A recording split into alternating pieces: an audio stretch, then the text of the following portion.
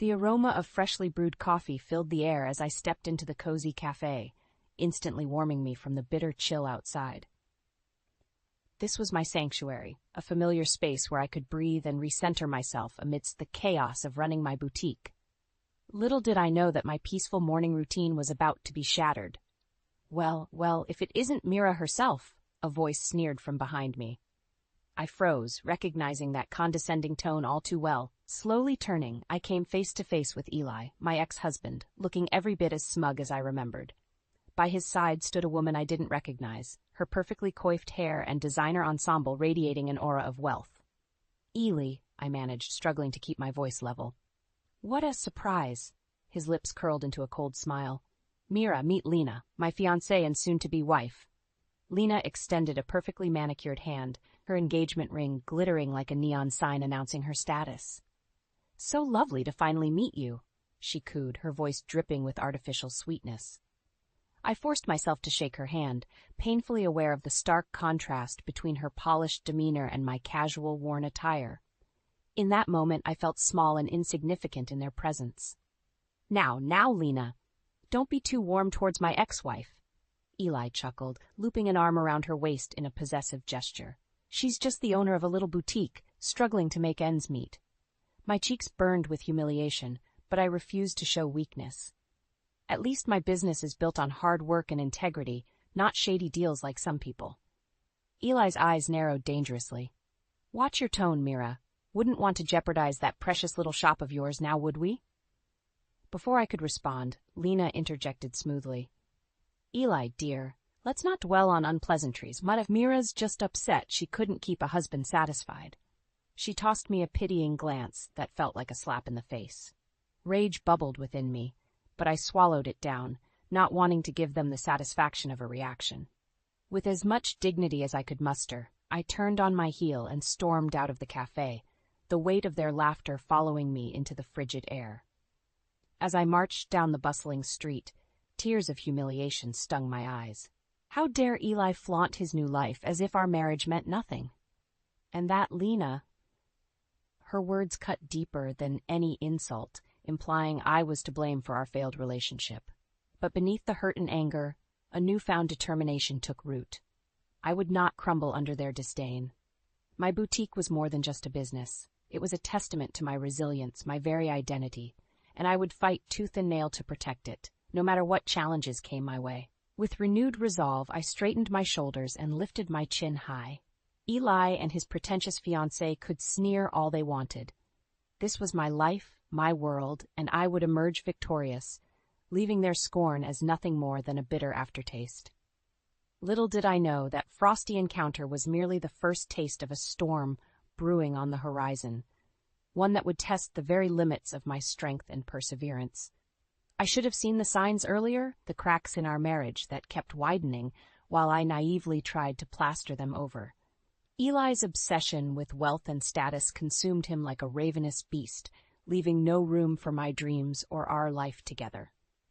"Another upscale client wants to book an appointment," I announced one evening, excitement dancing in my voice as I emerged from my makeshift office space. Eli barely glanced up from his laptop, his face pinched with displeasure. "What did I tell you about taking on those snobby upper-class customers? They'll drain you dry with their ridiculous demands." My shoulders slumped, enthusiasm deflating, but this could be huge exposure for the boutique. If I impressed them... "When are you going to give up this silly hobby of yours?" Eli snapped, slamming the laptop shut with a harsh thud. "We need real income, not whatever pennies you collect from those cheap impulse sales." I flinched as if he'd struck me. "It's not just a hobby, Eli. My boutique is my passion, my dream. I thought you supported me." He scoffed, raking a hand through his meticulously styled hair. Even in our most heated arguments, the man was consumed with appearances. "Support you in this endless money pit that will never amount to anything substantial? Wake up, Mira." Tears pricked my eyes, but I blinked them back furiously. "So my dreams don't matter as long as I'm not making Silicon Valley millions like your big-shot tech friends? Those big-shot friends actually understand the value of hard work and ambition," Eli sneered. "Not wasting time on ridiculous pipe dreams that will leave us drowning in debt." His words sliced deeper than any knife. How could the man I loved tear down my aspirations so callously? But this was nothing new, a tired dance we'd performed countless times, with me desperately seeking his approval while he crushed my efforts beneath his polished dress shoes. Little did I know, Eli's contempt ran far deeper than I could have imagined. It wasn't until weeks later, when a close friend revealed the truth about his indiscretions, that the full extent of his betrayal came crashing down upon me. "Mira, I'm so sorry, but I saw Eli with another woman. They were intimate." The world seemed to tilt violently as the words registered. Intimate. Another woman, my chest constricted, breath escaping in ragged gasps as the room spun around me. When the pieces finally clicked into place, a cold, hard knot of resentment formed in the pit of my stomach. All the dismissals, the put-downs, the constant belittling, it was merely a smokescreen concealing Eli's ultimate act of disrespect. He had been unfaithful. He had chosen the empty promise of wealth and status over the woman who had loved him unconditionally. And in that moment, something inside me shifted, hardened like steel, tempered by the scorching flames of his deceit. Our divorce was a mere formality after that, a rubber stamp on the death of our crumbled marriage. As I boxed up what remained of our entwined lives, I silently vowed that one day, Eli would realize the gravity of his mistakes. One day I would make him pay for every ounce of anguish and humiliation he had put me through. Vengeance burned brightly in my heart, a blazing inferno that would not be extinguished until I emerged victorious from the ashes of our shattered bonds. The divorce proceedings were finally over, and I was left surveying the smoldering ruins of my life. Eli had taken his share and vanished, leaving me to pick up the pieces alone. But I refused to be a victim any longer. With a newfound determination burning in my veins, I threw myself into resurrecting my boutique from the ashes of our failed marriage. This was my one true passion, the dream Eli had mocked and trampled upon.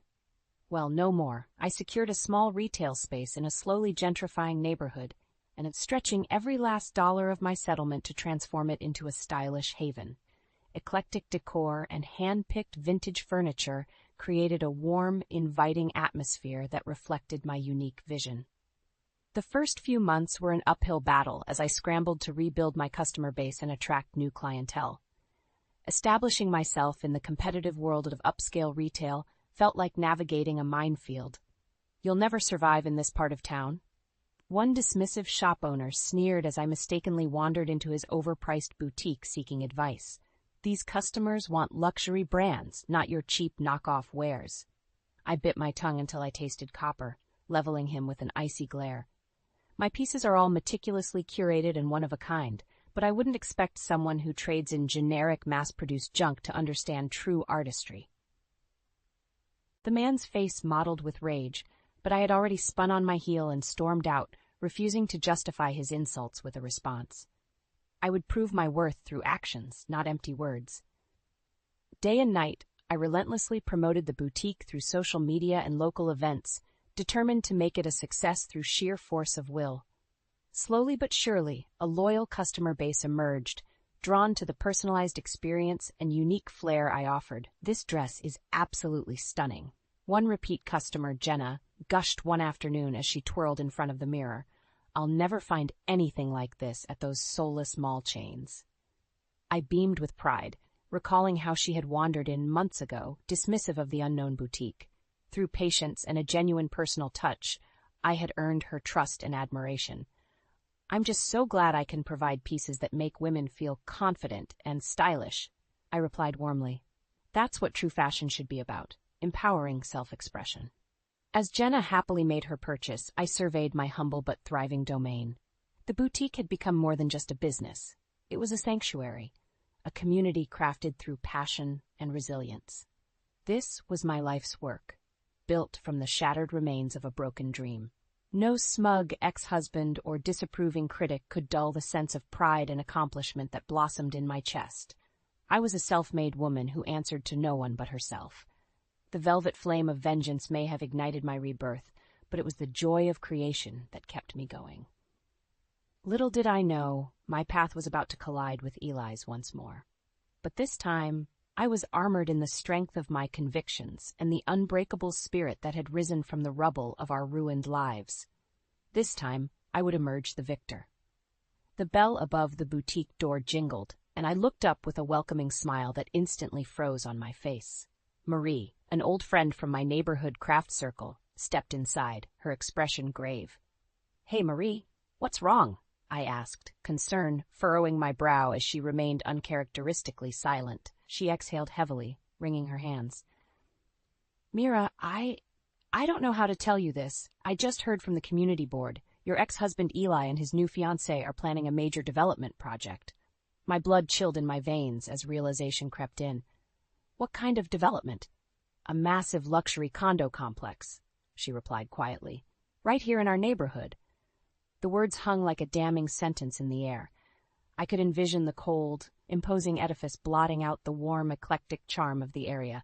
The same neighborhood that had embraced my humble boutique. It would gentrify and sterilize everything in its wake.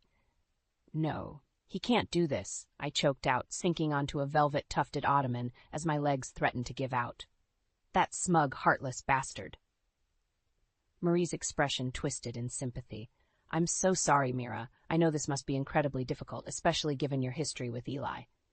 My mind whirled as repressed memories and volatile emotions roiled within me like a violent storm. The cruel words, the belittling, the infidelity, it all came crashing back in agonizing clarity, and now he sought to destroy the one thing I had rebuilt from the wreckage of our ruined marriage. No. Not this time. Not again. My shock rapidly transmuted into a blazing fury, tempering my resolve into an unyielding blade of determination. I rose, spine straight as a steel rod, and met Marie's gaze directly. "Well, he's got another thing coming if he thinks I'll just roll over," I stated, acid lacing my tone. "I fought too damn hard to build this boutique from nothing. I clawed my way back from the depths of hell itself when Eli abandoned me. And I'll be damned if I let that miserable snake take it all away." Marie's eyes widened at the intensity blazing in my stare. "Mira, what are you going to do?" A feral smile carved itself across my face. What I should have done years ago, fight back by any means necessary. Eli wants to gentrify this neighborhood? Fine, I'll raise a storm of protest that will drown his pretentious project in a tidal wave of resistance. I stalked over to the window, glaring out at the idyllic tree-lined streets that would soon be endangered. "I spent too long being his victim, Marie. This time, the tables are turned. This time, the price of betrayal will cut much deeper than just a divorce settlement." Marie regarded me warily, but nodded in understanding. "You know I'm here for you, whatever you need." "I appreciate that," I replied, steely determination thrumming through my veins. "Because I have a feeling Eli is about to reap the whirlwind of a lifetime, and when the dust settles, it'll be me left standing tall while he wallows in the rubble of his shattered ambitions." My path was clear now. The velvet flames of vengeance roared within my breast, emboldening my every breath. If Eli thought I would surrender my boutique and my community without a vicious fight, he was gravely mistaken. This time, I would be the one dictating the terms of our engagement, and he would pay a heavy price for his deplorable arrogance. The next few weeks were a whirlwind of activity as I rallied opposition against Eli's luxury condo development. Going door to door, I urged fellow small business owners to join my cause. This gentrification scheme will destroy everything we've built. I implored Rajesh, the jovial owner of the neighborhood's beloved Indian eatery. They'll price us out with exorbitant rent hikes and soulless corporate chains. Rajesh stroked his beard thoughtfully. "You make a fair point, Mira. My humble restaurant would not survive such changes." "Then you must stand with me," I pressed. "Together we can raise awareness, protest at community meetings, apply pressure through all legal means necessary." His eyes blazed with resolution. "You have my full support. Eli and his ilk cannot be allowed to destroy the cultural heart of our neighborhood for their greedy ambitions." One by one, I accumulated a formidable coalition of passionate small business owners and concerned residents. The local thrift store owners, artisan bakers, even the manager of the rundown but beloved bingo hall, all united under the rallying cry of preserving our unique community. Meanwhile, I devoted countless hours to unearthing any shred of legal or ethical liability in Eli's real estate plans. Poring over public documents and records, I steadily compiled a damning portfolio of evidence. Environmental impact shortcutting, building code violations, shady zoning loopholes exploited for maximum profit margins. With each new discovery, my determination solidified like steel. You think you can gentrify this neighborhood however you please? I muttered darkly, meticulously documenting every transgression. I'll bury you in lawsuits and bureaucratic nightmares until your precious project asphyxiates on its own hubris. Finally, the night of the first community board meeting arrived. Eli and his sleek entourage of investors filed into the overcrowded auditorium, looking every bit the arrogant one-percenters blind to the consequences of their actions. I watched in grim satisfaction as their expressions soured upon seeing the overflowing crowd of protesters, my loyal army armed with posters and unified chants decrying the condo complex. "This is outrageous," Eli hissed as he pushed past me, his walnut eyes flashing with disdain. "You just can't let go of your miserable vendetta, can you, Mira?" I matched his glare with steely defiance. "I'm simply exercising my rights as a citizen to defend my community, Eli. Of course, you're far too arrogant to see past your own greed."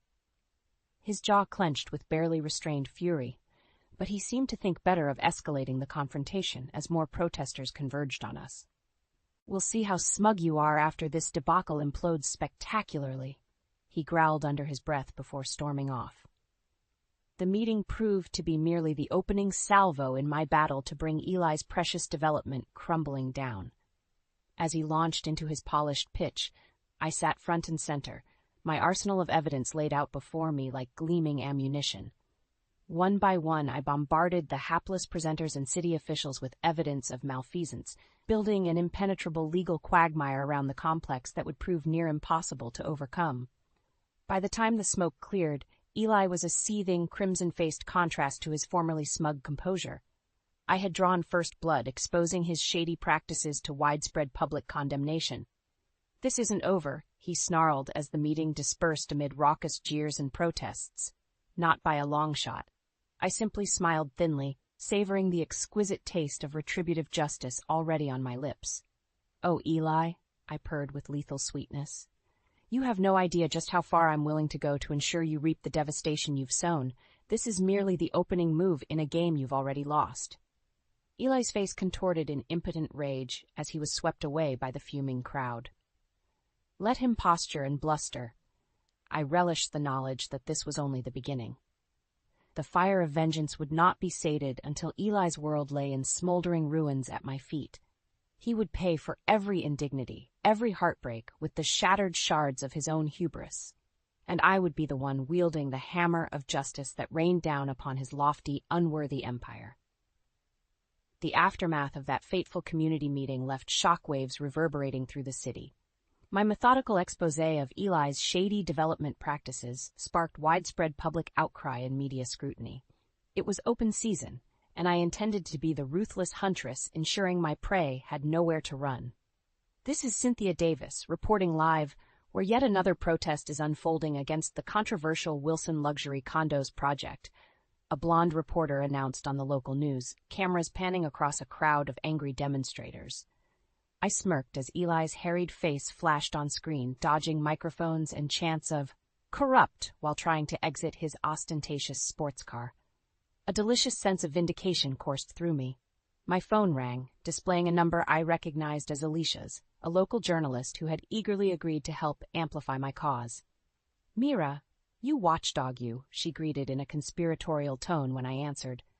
"Thanks to those internal documents you leaked, the Zoning Commission has opened an official inquiry into Wilson's blatant code violations." "Wonderful news," I purred, reveling in Eli's rapidly accumulating woes. "But we're just getting started, Alicia. I have a full dossier on their underhanded dealings, everything from environmental shortcuts to shady investment laundering." There was a pause, then an incredulous chuckle from Alicia. "You really did your homework, didn't you? This will bury those smug bastards in a legal hellscape of their own making." "That's the idea," I replied coolly. "You have my full permission and cooperation to unleash the complete exposé. No punches pulled." Overnight, a veritable tsunami of sordid revelations hit the presses.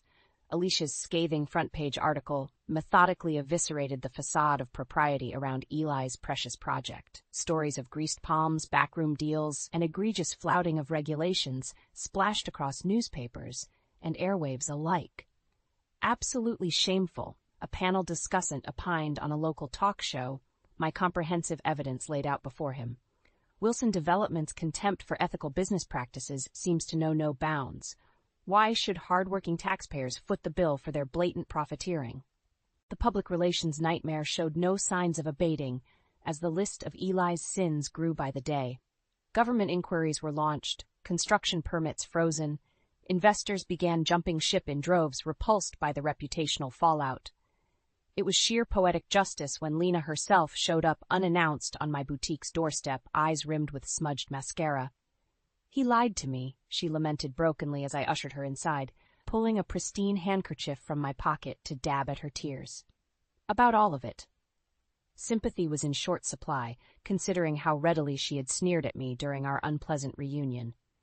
But I permitted her to unburden herself regardless. "I come from old money, but we always took pride in conducting business ethically, honorably," Lena explained between hiccuped sobs. "When I saw the things Eli had done, the corners cut and people exploited just to line his pockets, I was revolted." "Somehow I'm not surprised," I said flatly. "Eli's moral bankruptcy was always his most defining feature." Lena's eyes hardened imperceptibly. "Thank you for opening my eyes, Mira. I'm withdrawing all my family's capital from Wilson Development effective immediately." The revelation was a blow that even I hadn't anticipated. A wolfish grin tugged at my lips as I ushered the distraught woman out. "Thou, I'm sorry you had to find out this way, Lena." I lied through my teeth. "But maybe next time you'll think twice before judging those you deem beneath you." With her familial finances up in smoke and legal pressures mounting from every direction, even Eli could no longer ignore the writing etched in indelible scarlet on the crumbling wall. He slid into the passenger seat of my car one evening, as I was locking up the boutique, his face drooping with barely restrained fury. "What do you want, Eli?" I asked calmly, unsurprised by his unannounced visit. His jaw clenched as he struggled to maintain his rapidly fraying composure. "This has gone too far, Mira. You've humiliated me, sabotaged my entire life's work, alienated the woman I love, all out of some pathetic need for vengeance over our divorce." I simply laughed, loud and genuine, at his impotent outburst. "You think this is about mere vengeance? That's just the deliciously sweet icing on top of the justice you've earned through your own reprehensible actions." Reaching across the console, I gripped his rail-thin tie and pulled him toward me until our faces were mere inches apart. Eli recoiled from the ferocity blazing in my gaze. "This was about decimating the unethical, greed-fueled empire you were foolish enough to build," I hissed with lethal certitude. "You've spent your entire life trampling on the dreams and well-being of others to sate your own ravenous ambition. Well, now it's all been laid bare for the world to see." Releasing him with a contemptuous shove, I drank in the sight of Eli utterly shattered, a pitiful mockery of the arrogant snake who once sought to gentrify my beloved neighborhood out of existence. "Don't worry, Eli," I sneered with blistering condescension. "I'll be sure to send you a lovely housewarming gift for that quaint new hovel you and your billions can afford." Pulling away, I left him crumpled and defeated on the rain-slicked curb, the pitiable king rat finally dethroned from his rotten empire. The flames of vengeance had been stoked to an inferno, immolating any remnants of Eli's unscrupulous ambitions to ashes, and I would savor every delectable ember until the bitterness between us was finally cauterized, purged from existence forever. In the wake of the expose, Eli's opulent life unraveled with brutal efficiency. The once unstoppable Wilson Luxury Condos project ground to an unceremonious halt as legal challenges and financial penalties piled up. City inspectors swarmed the barren construction site like locusts, issuing violation after violation based on my meticulously compiled evidence. A labyrinth of bureaucratic roadblocks and injunctions erected an impenetrable barrier to the development ever regaining momentum. "It's a quagmire of their own making," a gleeful Alicia reported as footage rolled of the abandoned site behind her, "and a well-deserved reckoning for the corner-cutting, law-flouting hubris Wilson Development epitomized." Distressed investors began bailing in droves, terrified of being branded accomplices in the project's unethical dealings. Investment capital swiftly evaporated into vapor as lawsuits compounded. I could scarcely conceal my glee watching Eli's pretentious dreams crash and burn in spectacular fashion. When the news broke that Lena herself had severed all financial ties in disgust, delivering a PR death knell to the beleaguered venture, I couldn't resist a visit to Eli's once glittering high-rise office. "You've got some nerve showing your smug face here," he spat upon seeing me swagger through the door unannounced. I simply shrugged, unfazed by his aggression. "I'm just admiring the scenery as your hollow empire crumbles from the inside out." His bloodshot eyes bored into me with impotent rage. You've destroyed everything I built. My reputation, my business future, my relationship with the only woman I've ever truly loved, all over some petty vendetta." "Wake up and smell the ashes, Eli," I sneered coldly. This was never about vengeance. It was about dismantling the blight of unrestrained greed that you personify. I cast a disdainful glance around the lavish but increasingly desolate office space. All of this, it was built on a gilded foundation of exploitation and corner-cutting, pretty on the surface, but a rotting, ethical void eating away at the core. Grabbing the exquisite crystal decanter off his bar cart, I held it up to the light streaming through the plate glass window. "You always did favor the trappings of success over genuine substance, didn't you?" With a contemptuous sneer, I dropped the priceless ornament onto the marble floor, watching impassively as it shattered into glittering shards. "Just like your self-anointed empire," I intoned. "One well-placed crack in the veneer, and the whole rotten edifice implodes under the weight of its malignant foundations." Eli looked on, furious but impotent, as I turned on my heel and sauntered toward the exit. "I hope it was worth it, Eli, sacrificing integrity, ethical conduct, even the love of those closest to you, all in pursuit of that elusive success only the truly deluded could prize above all else. But don't worry." I tossed back over my shoulder with a mocking wink. "I'll be sure to stay tuned as your downfall reaches its fitting, inevitable conclusion." As I departed through the cavernous marbled lobby, leaving Eli to stew in the financial wreckage of his corporate kingdom, I felt lighter than I had in years. A profound cathartic release surged through me, expunging the lingering ghosts of betrayal and heartache that had shadowed me for too long. Eli had crafted his own undoing through sheer unadulterated greed and hubris. There was no need for vengeance, for stooping to match his depravity in order to defeat it. In his quest to create an empire at any ethical cost, he had simply handed me the means to unravel it using the integrity and perseverance he always dismissed as foolish. It was the ultimate deliverance of poetic justice, an empire of rot, dismantled from within by the integrity of one determined woman. I thought of Rajesh, Angela the thrift store owner, and the others who had lent their voices and support to my grassroots crusade. This decisive victory was as much theirs as mine, a stirring testament to the power of community solidarity over rapacious self-interest. As for Eli, his fall from corporate grace was only just beginning.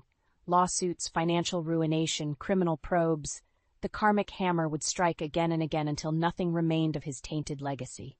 Only then could full reckoning be delivered. Still, a beatific smile tugged at my lips as I envisioned the years of ruin ahead for my disgraced ex-husband. The velvet flames of vengeance had finally burned themselves out. But the smoky embers of triumph warmed my soul with a profound, unshakable peace. My monster had been well and truly slain, not through hatred, but through the inexorable power of human perseverance over malignant greed. And as the sun set over my unblemished horizon, I inhaled deeply, at last tasting the crisp, revitalizing air of true deliverance. In the aftermath of Eli's downfall, a wave of support and goodwill buoyed my humble boutique. What was once a solitary endeavor blossomed into a vibrant community hub, embraced by the very neighbors I had fought to protect. Did you see the incredible spread they did on you in City Living magazine? Angela, the animated owner of the nearby thrift store, gushed one sunny afternoon as she browsed my signature rack of embroidered boho dresses. Mira Ventura, the unstoppable force of neighborhood integrity, she read aloud from the glossy cover, her voice swelling with pride. Not bad for a little hobby business, eh? I laughed, equal parts embarrassed and deeply moved by the outpouring of support from those who once viewed me as just another quirky boutique owner. I was simply doing what anyone would do when faced with defending their community, I demurred modestly. But secretly I reveled in the evidence that my steadfast perseverance had transformed me into a celebrated local icon. Well, this unstoppable force has another loyal customer. Angela winked, draping a vivid magenta dress adorned with intricate floral embroidery over her tanned arm. Dinner with the girls is going to be so much cuter thanks to you. As she handed me her payment, I reflected on how my once solitary crusade had sparked a revitalized community spirit throughout the neighborhood. The threat of crass gentrification and cultural erasure had unified us all in a way I could have never predicted. From Rajesh's cheerful curry house to the Brunswick lanes where Andrea still reigned as bingo queen, my fellow small business owners radiated a renewed sense of vigor and determination to preserve the eclectic soul of our little enclave. No longer were we just strangers coexisting on the same bustling street corners. We were a tribe bonded by our shared trials and triumphs. Many nights, we would spill from whichever watering hole we congregated at and amble down the vibrantly muraled sidewalks, energized by the lively cross-pollination of cultures that made our neighborhood such a rare gem. In those moments, I felt an overwhelming swell of gratitude toward whatever cosmic forces had delivered me to this confluence of resilient individualists. Because in defending the authenticity of our home, I had inadvertently crafted my own rebirth from the ashes of past traumas. The specter of Eli and his betrayals no longer loomed like a perpetual storm cloud over my outlook. For far too long, I had allowed the baggage of our toxic marriage to define my identity and path forward. But seeing firsthand the transformative power of solidarity over cynicism had catalyzed my own metamorphosis from jaded divorcee into the self-actualized woman I had buried beneath the rubble of unrealistic expectations. I was Mira Ventura, the boutique owner who fought gentrification behemoths and emerged victorious without compromising her integrity. The unyielding spirit who rallied an entire community's resistance through sheer grit and determination. And most importantly, I was no longer a casualty of circumstance, but the master architect crafting my own destiny from a canvas of endless possibility. Here's to new beginnings, I murmured the next evening, raising a glass of crisp white wine in a private toast. The soft clinking of crystal resonated like the sweet melody of liberty, echoing the exhilaration of having crossed the threshold into an invigorating future, untainted by the demons of the past. My path would be paved by the courage of my own convictions, not shackled to the whims of those blinded by greed and pretense.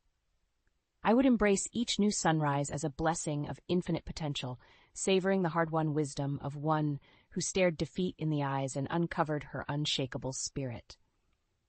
As the velvety summer night enveloped my bustling neighborhood in its warm, enfolding embrace, I stepped outside and inhaled the heady scents of revelry. Spicy curry and street fare intermingling with the floral bouquets adorning the sidewalk trees. My monster had been vanquished, my quest for integrity and authenticity triumphant, and for the first time in far too long, I surrendered completely to the euphoric promise of new horizons gleaming brilliantly before me. A smile tugged at my lips as I meandered down the incandescent street, the melodic sounds of my community's vibrant soul caressing my world-seasoned heart. This was my rebirth, my deliverance into the life of abundance and purpose I had fiercely reclaimed through the ashes of adversity. And nothing, I knew with serene certainty, could ever extinguish the brilliant radiance of this new dawn.